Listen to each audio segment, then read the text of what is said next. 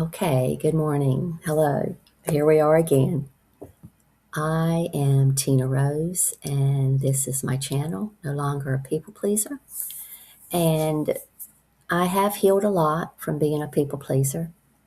And what I have recently discovered and been guided by my team, my angel guides, my guardian angel, and my spirit guides is that it's time for me to begin seriously looking at and healing the avoidant attachment style that I developed as a result of my upbringing and my chosen behavioral patterns as an adult. So this channel is now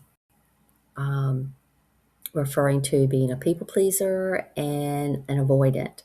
I've always known that I did those behavior patterns around avoiding connections with people. I just recently learned that that was a label for it that a lot of people were familiar with that I didn't know anything about up until about a week ago. So I am here to shine the light on the places within us, me and you, that are wanting to be healed. And it's your choice to take it or leave it.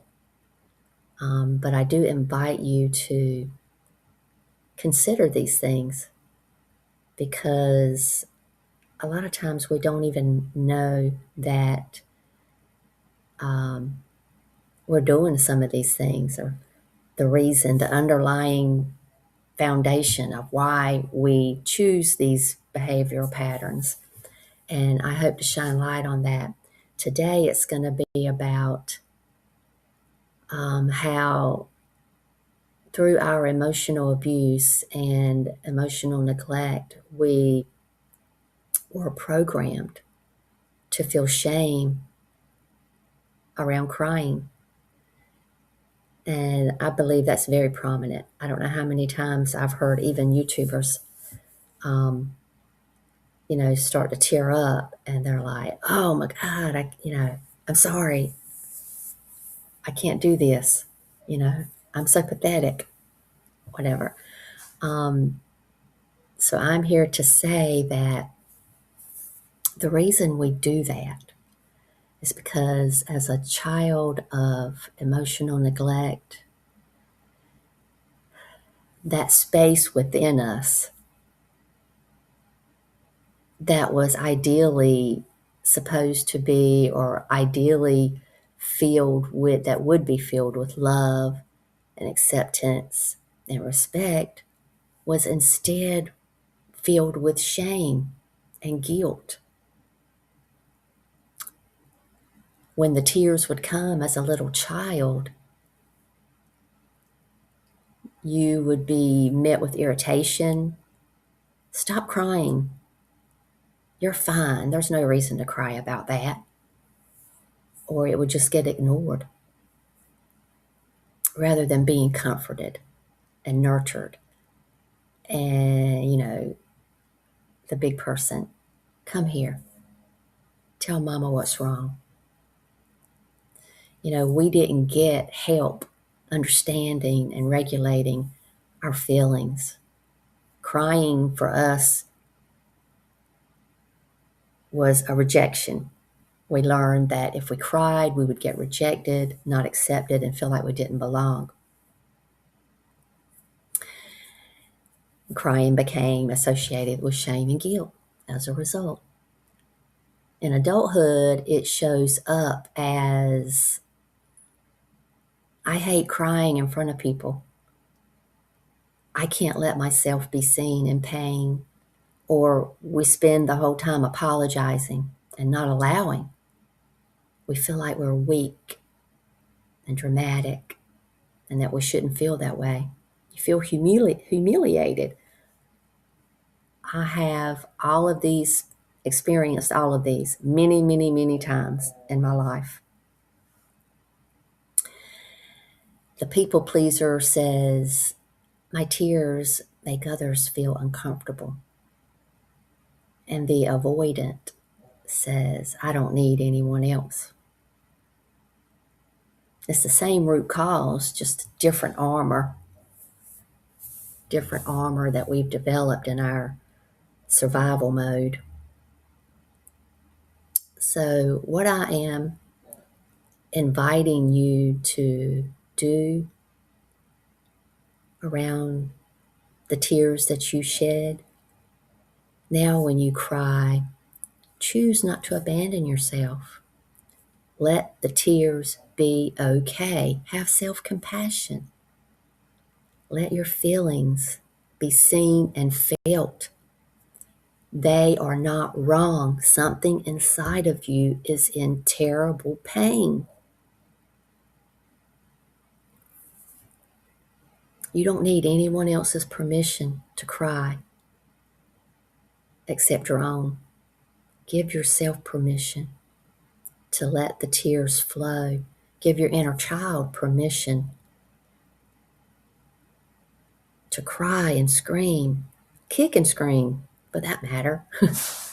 I'm not talking about in the physical, but in your mental, your inner child, what you're feeling. That's what the tears are, especially when they're extremely. I used to cry, and I could feel the tightness in my solar plexus, and it would move up. It was so tight that it would hurt. It was physically painful, and it would move up and be from my solar plexus through my chest and my throat chakra, and it would be very tight, like it was just tight, being twisted. This needs to be released, right? When we suppress our tears, it's just a matter of time before they're going to come out. Every time you suppress it, the level gets higher and higher. It doesn't go away. You're holding it in your body. And then one day you're going to be walking along eating your donut, and your donut flips out of your hand and falls on the ground, and you're going to just completely fall apart because the tears at some point have to come out. They've been suppressed so much, they have to come out. This is your body saying that. I can't hold anymore. It's got to come out. So what I hope to do today is give you just a little bit more about healthy crying and drowning in trauma crying, okay? So the big thing is of how I'm going to present this is that something that I did. I reparented myself, and you probably hear that a lot. You have to give yourself what they couldn't, what they didn't. And I, at one point, a couple decades ago, it was 20 years ago, I saw this. My father-in-law he started this hobby where he was collecting signed and numbered prints, and he taught himself how to frame these prints with a matted finish and all that. And the first one that I fell in love with was a print of a painting by Greg Olson. And the name of the painting is Mother's Love. So I was gifted that painting, and I used it to reinforce my intention to heal and give myself a mother's love, the love from my mother that I never got, the nurturing from my mother that I never got. There was never any kind of a bond there. And I wanted to reparent the shame around all the tears that I had for so many decades, so long. And they were painful tears too. So much pain had been pushed down inside of me as a result of that relationship. I'll show you a picture of that. I have it right here beside me, but it's so big and heavy, and it's so hard to maneuver the camera and the laptop that I'm just going to put up a picture of the painting as I'm doing the end part energy transmission. So we'll get to see that in just a few minutes. But when you reparent yourself, you tell yourself the positive things. Instead of saying, I'm pathetic because you're crying, you be honest with yourself. I'm processing so much pain. I need to feel my feels. Instead of saying, I should not feel this, you say, this is my authenticity, and authenticity is what I choose. Your tears don't cause other people harm, but holding your tears inside causes you harm. So, in summary, we want to stop. We don't want to stop the tears. We don't want to apologize. We don't want to hide or minimize our feelings and our tears. The truth is that they are awkward and very messy. Oh, the ugly cry, right? And we're going to stop calling it the ugly cry. We're going to call it something more beautiful, more realistic.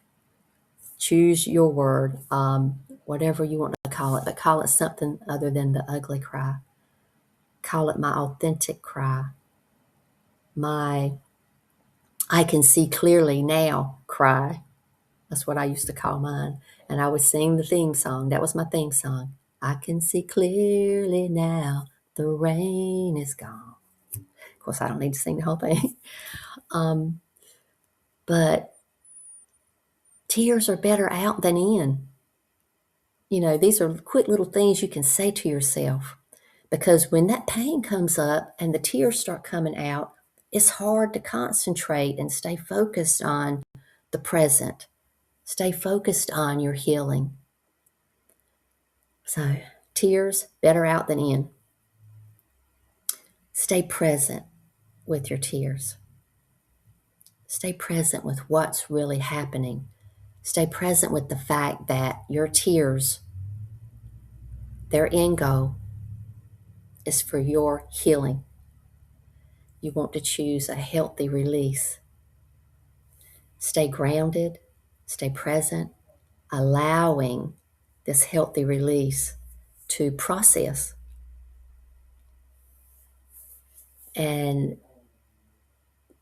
how to tell that you are not necessarily in a healthy release is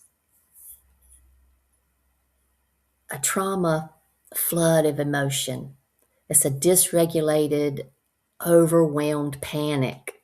It's like you're getting lost and drowning in the past, drowning in your thoughts of the past. And we need to stay present in the tears.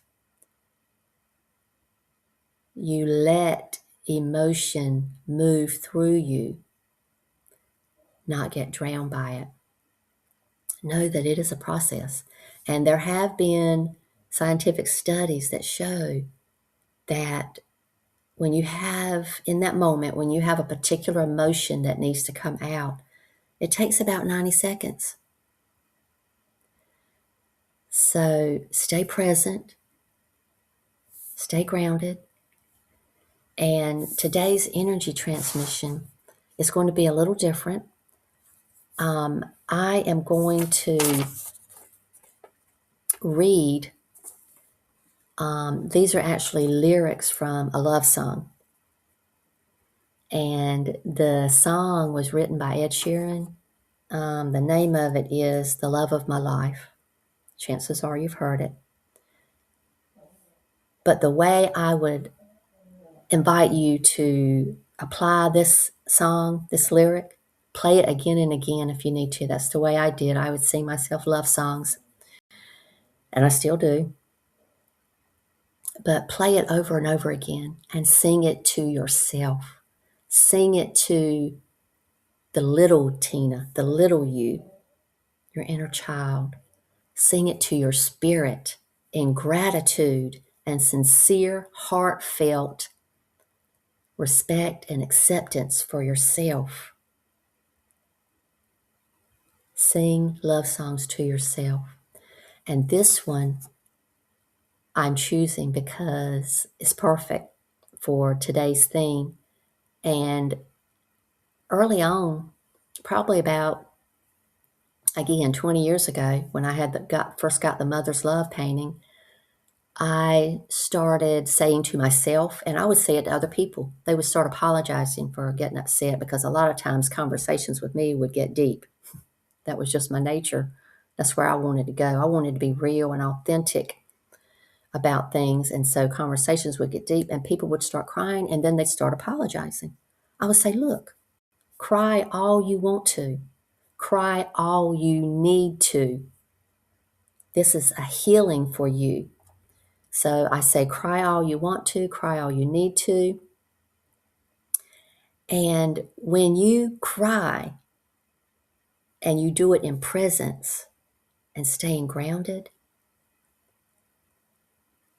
this is where that old shame and guilt, that old program of being ashamed and feeling guilty about it is moving up and out, little by little. Every cry, every tear you shed, that shame and guilt is moving up and out. So this is going to be a very short transmission. Know that the energy coming to you is through the words of these lyrics and the sound of my voice, the movement of my vocal cords. The energy is coming out and to you with our friends in high places who are here, who are loving us, who are holding us, embracing us with love and kindness, respect and acceptance. I don't know. It's because they're right here, right there, closer than our skin. And so get into your comfortable position. The energy transmission begins now. I invite you to take a few rounds of deep breathing, holding at the top of the inhale for a few seconds, and exhaling long and slow.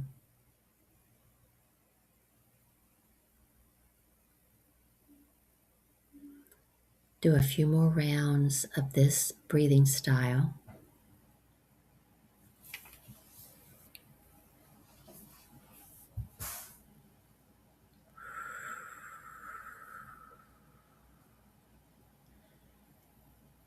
Quieting the mind, stilling the body, being open, receptive, relaxed. Placing your palm on your chest where the index finger and the thumb are touching the base of your neck or throat. And your palm is over your thymus gland to help connect you to your higher heart, your sacred heart. Feel into that. Feel how the palm feels against your skin, against your chest, the weight of it. And you're not pressing, you're just a gentle press, a gentle laying of the hand on your chest. And just for a moment, I invite you to hum and feel the vibration under your fingers, your hands, your palm, and in your chest. And this can be a very calming practice of humming and feeling the vibration.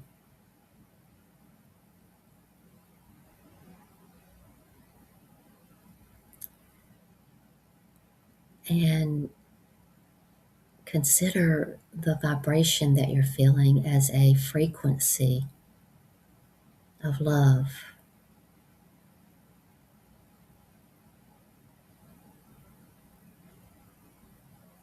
There is only love.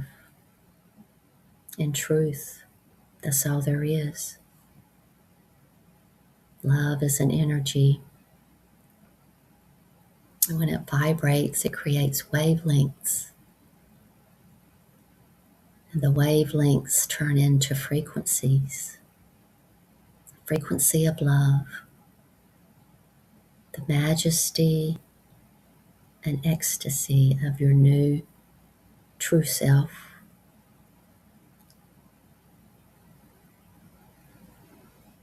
Staying in the presence of this love and saying these words, if you choose, after me, saying them to yourself in gratitude for your brilliance of surviving and wanting to heal and honoring in gratitude your spirit. And the lyrics go like this. Every tear that I have cried,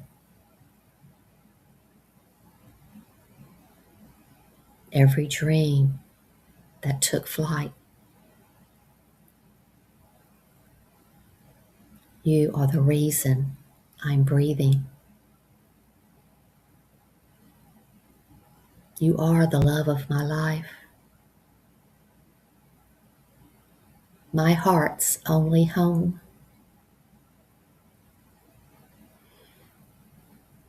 In your arms, I'm alive. Never feeling alone.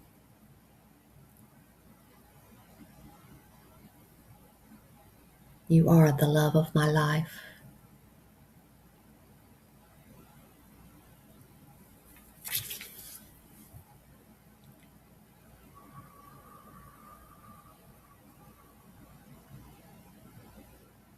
Notice how you might feel sensations in your body after that reading, after reciting that. I felt my heart fluttering and tingling in my chest.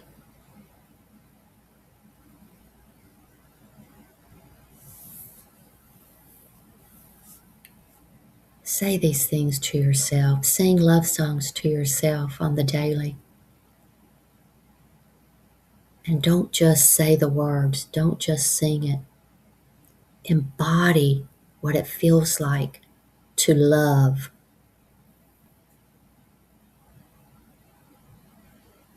Reparent yourself.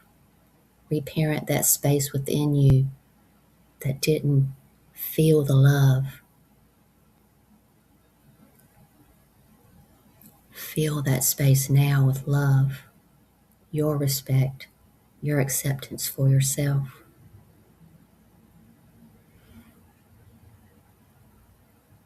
We love you.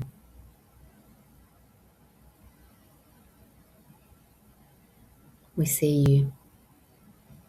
We honor you. Blessed be, my heart-centered friends. Keep up the boundaries and keep singing love songs to yourself. Until next time.